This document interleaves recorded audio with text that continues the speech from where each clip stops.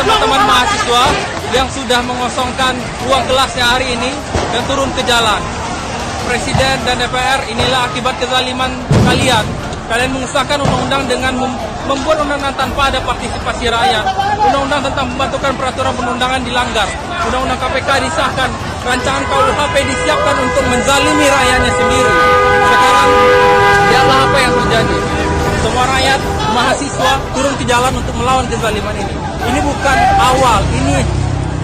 awal dari perlawanan ini, tapi ini sudah beberapa kali kami lakukan. Ini adalah puncak kemarahan kami kepada kalian yang berada di DPR sana. Lihat sekarang bahwa perlawanan kami akan makin keras. Selain judicial review, kami akan terus melakukan perlawanan di jalan. Sekarang puluhan ribu mahasiswa dari puluhan universitas di Jakarta, di Jabodetabek, Jawa Barat, Jawa Tengah, dan Jawa Timur berkumpul di sini. Ketika kezaliman ini tidak dihentikan, ketika kezaliman ini terus dipertahankan, maka kami yakin dan kami bersatu padu untuk membasmi, melawan kalian yang begitu zalim kepada negeri ini. Negeri ini diciptakan bukan untuk menafkahi koruptor-koruptor seperti Anda. Sekarang KPK sudah diperlemah, pimpinannya bermasalah, semua yang dimaksudkan bermasalah. Sekarang harinya untuk kita bersama menyatakan perlawanan terhadap rezim pemerintahan sekarang. Ayo mahasiswa, ayo rakyat, hidup rakyat Indonesia.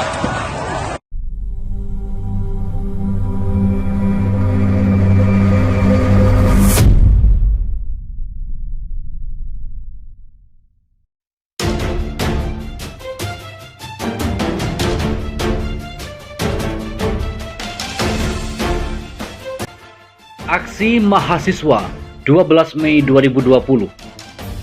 Bila video ini benar, pertanda rezim ini akan... Bagaimanakah kelanjutan beritanya?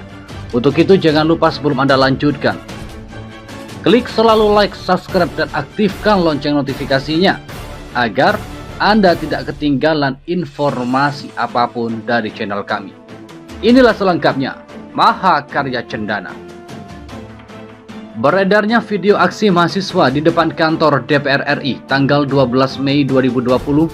Apakah video yang beredar itu benar adanya? Mengingat hampir tidak ada media yang memberitakan. Bila aksi itu benar adanya, maka ini adalah awal dari sebuah pergerakan sudah dimulai. Bila aksi itu benar adanya, tapi tak ada satupun media yang memberitakan, maka kini sudah terlalu. Komunisme penumpang gelap yang berlindung di belakang Pancasila, episode 46. Assalamualaikum warahmatullahi wabarakatuh. 1. Konspirasi komunis yang didukung oleh Yahudi. Dengan membonceng isu corona ingin menghancurkan Islam dan umatnya secara frontal.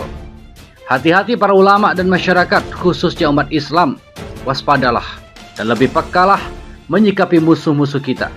Tahukah kita, wabah ini sudah tiada, tetapi semakin hari semakin gawat diberitakan. Semua stasiun televisi, media sosial, surat kabar, dan lain-lain yang memberitakan berulang-ulang. Keadaan dibuat heboh lebih daripada heboh pada saat perang, gawat darurat sampai ke pelosok-pelosok yang sebenarnya sudah nggak ada tapi diada-adakan untuk menakut-nakuti masyarakat dengan tujuan agar dapat bantuan dana besar. Dan misi terselubung mereka berhasil untuk mengkomuniskan rakyat. Apakah masih ingat kasus kematian misterius ribuan atau 896 orang petugas KPPS dalam pemilu tahun lalu? Apakah heboh? Kematian yang besar itu tidak heboh karena media sudah dikuasai mereka. Sadarlah wahai para ulama, ustadz, kiai, umat Islam bahwa mereka telah menjalankan misi dengan cara sebagai berikut. 1. Masyarakat dan para tokoh agama ditekan, diintimidasi, dipaksa dengan segala cara agar mengikuti imbauan mereka. Padahal ada misi rahasia dari sebuah konspirasi Cina komunis yang didukung Yahudi untuk menghancurkan tali silaturahim dan peribadatan umat Islam. Dengan dalih memutus mata rantai virus corona, padahal di Wuhan, Cina sebagai awal penyebaran virus sudah aman dan virus corona bukanlah virus yang terlalu membahayakan manusia.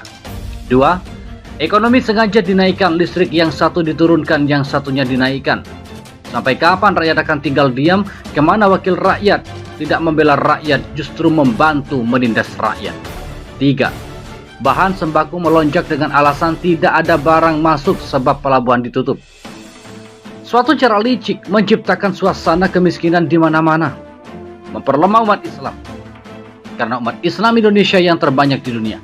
Jika umat Islam Indonesia miskin tidak berdaya, maka mereka beranggapan tidak akan ada yang berani jihad lagi.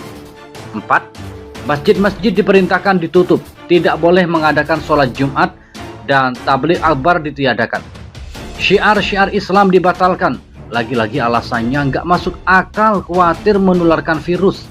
Padahal mereka tahu kekuatan umat dari masjid, pondok pesantren, madrasah, pengajian, dan majelis ta'lim. 5.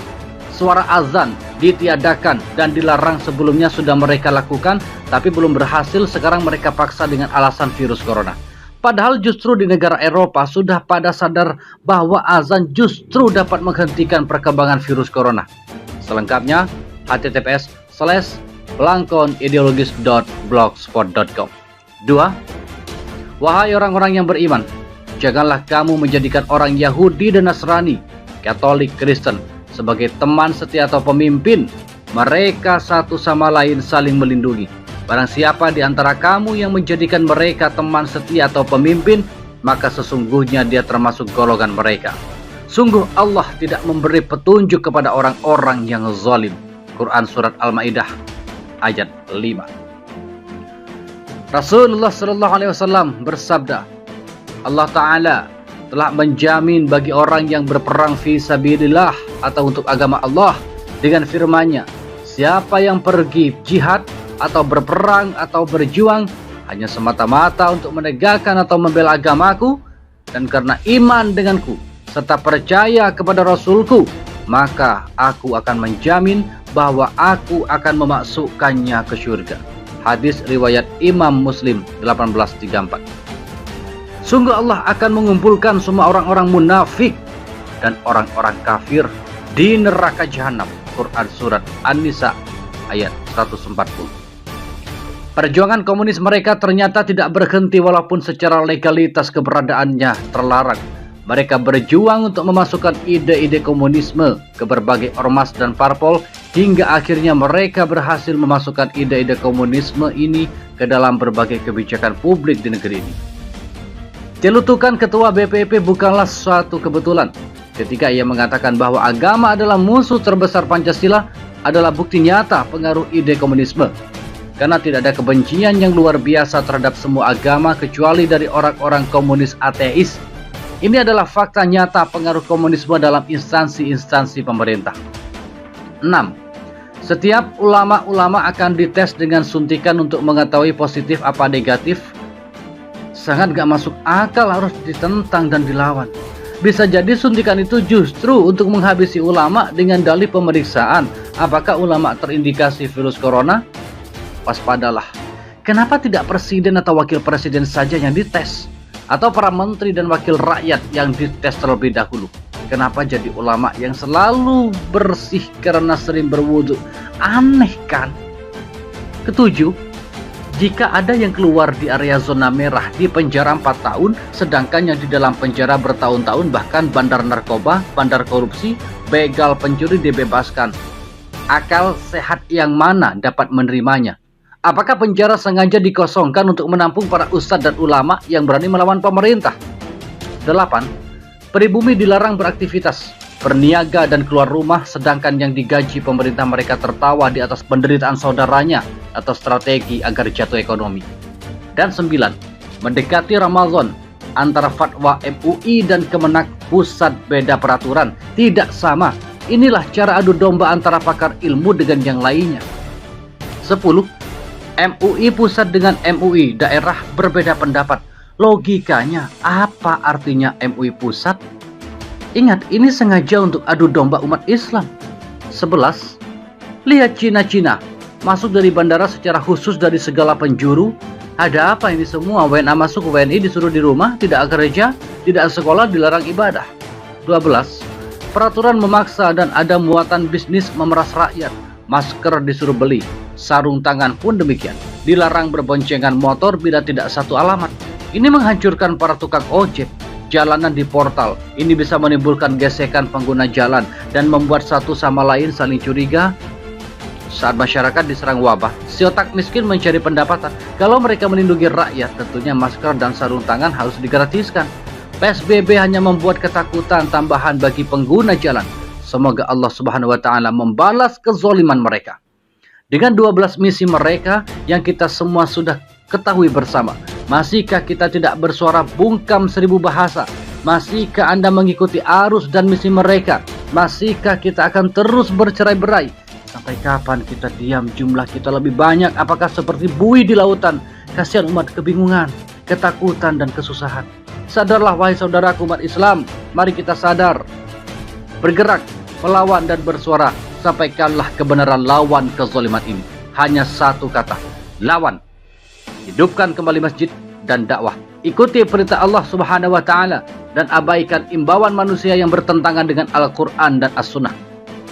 Pengaruh komunis ini pun juga terbukti dengan upaya lembaga pemerintah untuk menghapus salam semua agama. Upaya penggantian salam Pancasila adalah upaya menghapus keberadaan agama itu sendiri. Karena salam bagi agama adalah bagian dari ajaran pokok dan merupakan ciri khas dari sebuah agama. Tidak hanya itu, Ketua BPIP yang merupakan representatif dari Pancasila ini juga pernah menghalalkan perzinaan dalam disertai dan disertasi. Kebencian terhadap agama ini pun ia tampakkan dengan melarang dan mengeluarkan mahasiswinya yang bercadar. 3. Bersatulah dalam ukhuwah Islamiyah. Ingat bahwa Islam itu satu, maka kita wajib bersatu dalam wujud Persatuan Umat Islam Seluruh Dunia atau PUI atau World Muslim Association atau WMA yang akan dipimpin langsung oleh Al-Imam Al-Mahdi. Demikian yang kami haturkan. Bila ada hal yang tidak berkenan, mohon maaf. Dan bila diterima, diucapkan beribu terima kasih. Mohon agar ikuti pada episode selanjutnya. Wassalamualaikum warahmatullahi wabarakatuh. Semoga bermanfaat. Kami hanyalah sebatas menginformasikan, Andalah yang memutuskan. Tetaplah ikuti selalu channel kami, Mahakarya Cendana.